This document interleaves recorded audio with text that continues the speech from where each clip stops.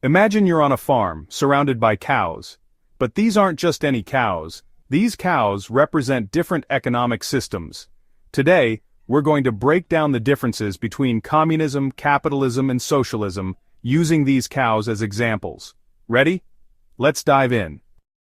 Let's start with capitalism. In a capitalist system, think of this farmer as someone who's in charge of their own farm. They own the cows, they decide how much milk to sell, and they keep the profits. The farmer's goal? Maximize their profit. In this system, the more efficient the farmer is, the more they can sell, and the more money they make. If another farmer across the street can produce better milk, or sell it for a lower price, the first farmer might lose customers. It's a competition-driven system where the richest or most successful farmers get the best rewards. Here, the cows are just a means to make money, and the success of the farm depends on the market forces: supply, demand, and competition. But what about the cows who don't produce enough milk, or the farmers who don't have the resources to compete? Now, let's move on to socialism. In a socialist system, the cows are still important, but there's an emphasis on fairness and equality. Instead of one farmer owning all the cows, there might be a collective farm where multiple people share ownership of the cows. The milk produced is distributed based on need rather than just profit. Everyone has access to the milk regardless of how many cows they own.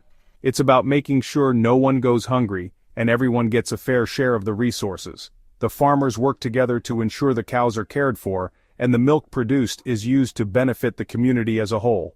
In this system, the focus is on reducing inequality.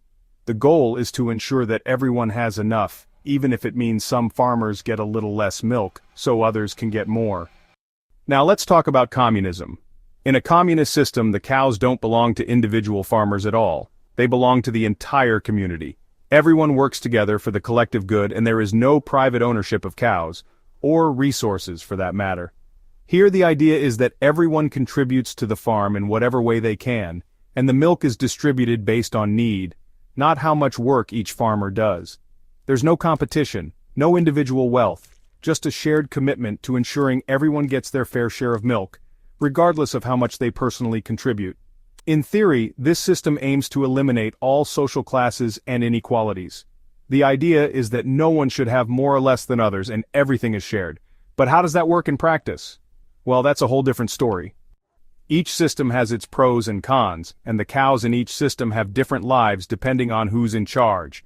Some systems promote competition and personal success, others aim for equality and fairness, and some want to create a completely classless society. Communism and socialism are political and economic systems that are related but often confused with each other. Both reject capitalism in favor of wealth equality, public control of the means of production, and economic power for the working class. Communism is a philosophy based on the equitable distribution of wealth among a nation's citizens and common ownership of all property. In particular, it calls for the control of the means of production, such as manufacturing and agriculture, by the working class or the proletariat. Its ultimate goal is to achieve a classless society.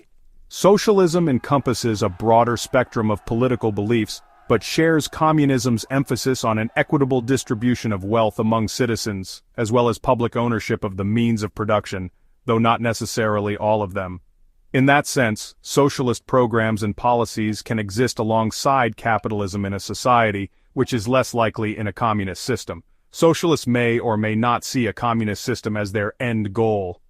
So which system do you think works best for the cows, or for us for that matter?